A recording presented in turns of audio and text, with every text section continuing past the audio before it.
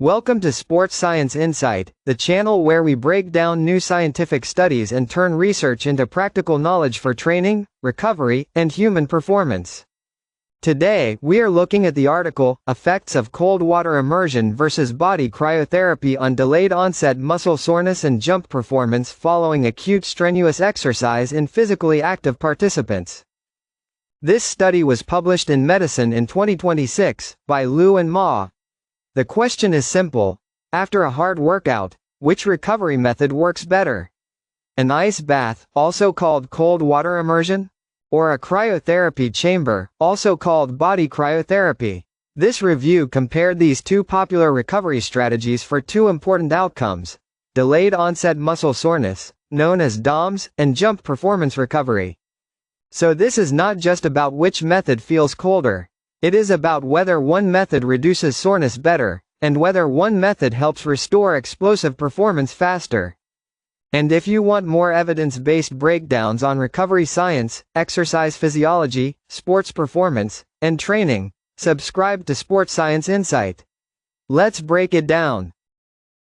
After intense or unfamiliar exercise, the body often experiences muscle soreness, fatigue, and a temporary drop in performance.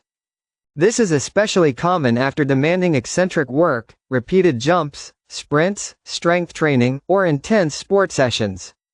Delayed onset muscle soreness usually appears after the workout and can affect how an athlete feels and moves during the next training session. But recovery is not only about feeling better. It is also about performing again. That is why jump performance is often used as a practical marker of neuromuscular readiness. When the nervous system and muscles are still fatigued, jump performance often drops. So in this study, the researchers focused on two recovery questions. First, which method reduces soreness better? Second, which method helps restore jump performance faster? The two methods compared in this review were cold water immersion and body cryotherapy. Cold water immersion means placing the body, or part of the body, in cold water. In the included studies, water temperature usually ranged from about 8 to 15 degrees Celsius, with immersion lasting several minutes. Body cryotherapy is different. It exposes the body to extremely cold air, often below -100 degrees Celsius, usually for a short time, around 2 to 4 minutes. Both methods are used to reduce soreness and support recovery. But the way they cool the body is different. Water transfers heat much more effectively than air. That means cold water can create a stronger cooling effect on the tissues that are exposed to it. Cryotherapy uses much colder temperatures, but air does not transfer heat in the same way. So the key point is this: water and air do not cool the body the same way. This was a systematic review and meta-analysis. The authors searched major scientific databases, including PubMed, Embase, Cochrane, and Web of Science. They included 13 randomized controlled trials, with 214 physically active participants, aged from about 20 to 47 years. The studies compared cold water immersion, body cryotherapy, and in some cases control conditions. The main outcomes were delayed onset muscle soreness and jump performance. The researchers focused on the first 24 and 48 hours after exercise, because this is a critical recovery window for athletes and physically active people. It is important to say that the included studies had varying methodological quality. So the evidence is useful, but it should not be treated as perfect. This review gives us a structured comparison, but interpretation still requires caution. The strongest finding was about muscle soreness. Cold water immersion showed a stronger short-term effect for reducing DOMS compared with body cryotherapy. The clearest advantage appeared within the first 24 hours.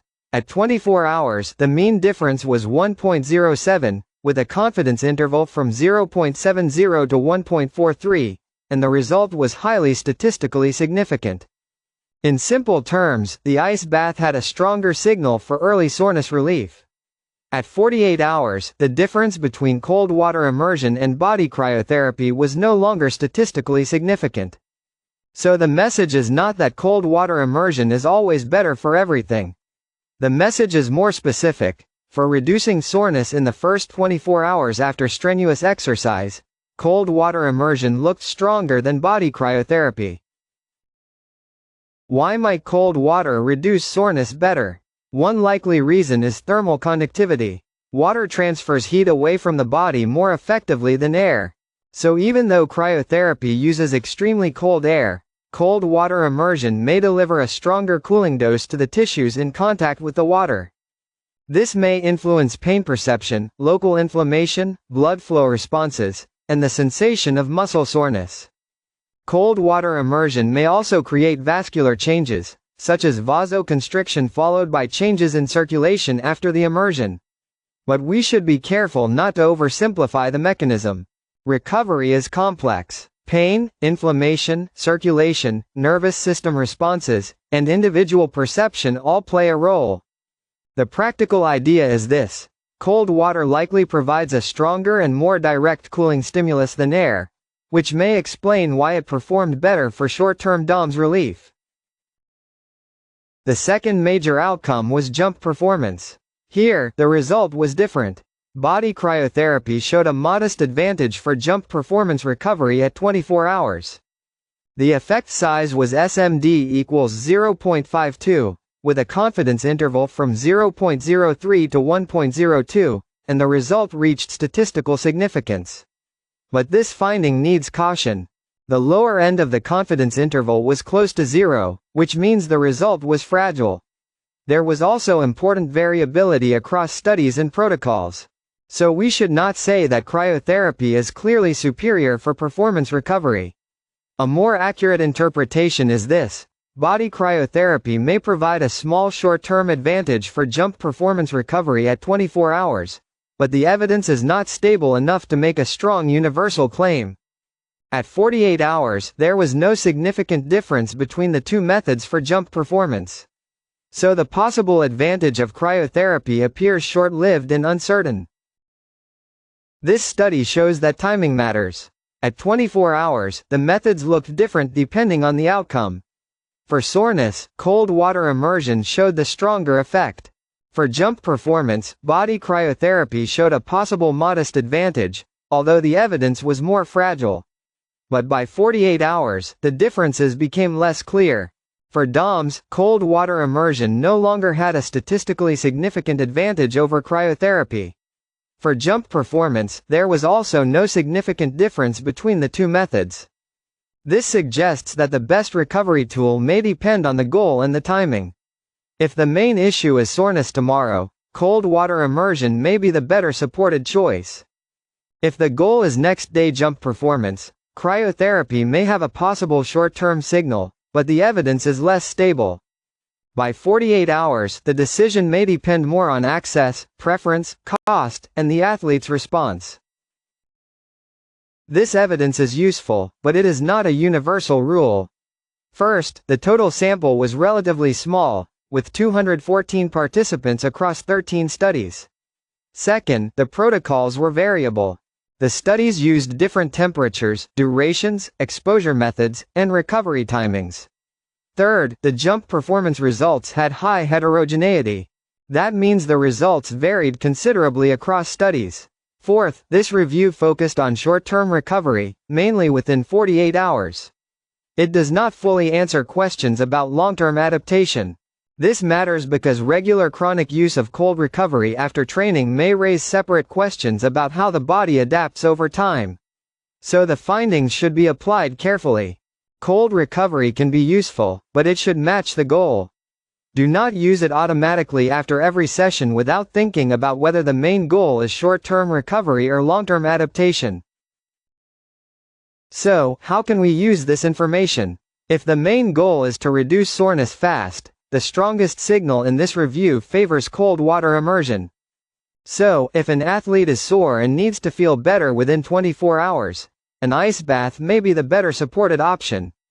If the main goal is next-day explosive performance, body cryotherapy may offer a modest short-term advantage for jump recovery. But this result is fragile and should be interpreted with caution.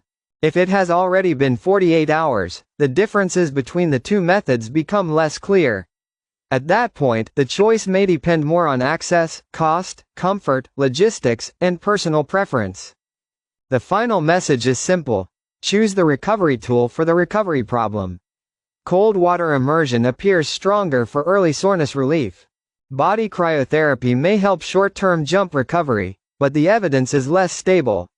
Neither method is magic. Both are tools. And the best recovery plan depends on the athlete, the training goal, and the timing of the next performance. If this video helped you understand the science behind ice baths and cryotherapy, subscribe to Sports Science Insight. Here, we analyze new scientific studies and turn them into practical knowledge for athletes, coaches, students, and anyone interested in evidence-based performance.